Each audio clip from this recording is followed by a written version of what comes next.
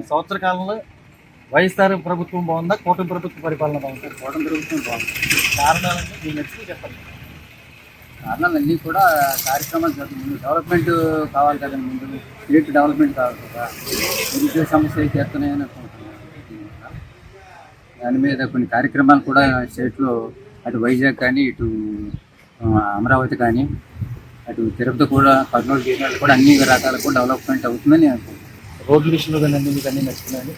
రోడ్లు కూడా ట్యాక్స్ వరకైనా తీసుకెళ్ళనుకోండి, రోడ్లు కూడా తీసుకొని పర్లేదు. ఇప్పుడు మన నియోజకవర్గంలో మంత్రి గారు, మన ఎమ్మెల్యే దుర్గేష్ గారి పాలన ఎలా ఉంది నియోజకవర్గ స్థాయిలో? ప్రతిపాలన బాగానే ఉందనుకుంటున్నాం. డెవలప్మెంట్ లేని ఆయన మంత్రి కాబట్టి అందుకులు తిరగాలి కదండి. అందుకులు తిరుగుతా చేస్తున్నారని నేను అనుకుంటున్నాను. ఈ సంవత్సరం అయింది కదా, ఈ సంవత్సర కాలంలో ఈ పాలన మీకు ఎలా అనిపించింది? మాకు అనుకూలంగా లేదు సార్, మాకు అనుకూలంగా లేదు. కారణం కారణాలు ఉండవండి. మేము అవతల సిమ్లు ఎత్తుకున్నాక యువతల ఎంత బాగుంటే బాగుందని చెప్తాను. మేము చెప్పం అలాగా, బాగోలేదనే చెప్తాం. బాగా జెండలో ఉంటుంది, సమానంగా ఉంది, కానీ మాకు నచ్చలేదు. కారణం కారణం ఏంటంటే మేము వైఎస్ఆర్ కాబట్టి మాకు నచ్చలేదు అంతే. వాళ్ళ మంచి చేసినా నచ్చదా? నచ్చదండి. ఆ పథకాలు బాగున్నాయా? ఇప్పుడు వీళ్ళ అభివృద్ధి బాగుందా? ఏదైనా ఉందనే చెప్పాలి, లేదని చెప్తాక ఏముంది, అన్నీ జరుగుతున్నాయనే చెప్పాలి.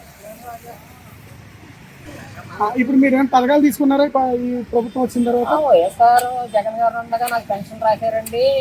60 ఊట్లో రాశారు, 63 అండి. ఈ 2 సంవత్సరాల నుంచి సార్ ఒక రోజు ముందు పెన్షన్ మనకి ఇచ్చేస్తున్నారండి.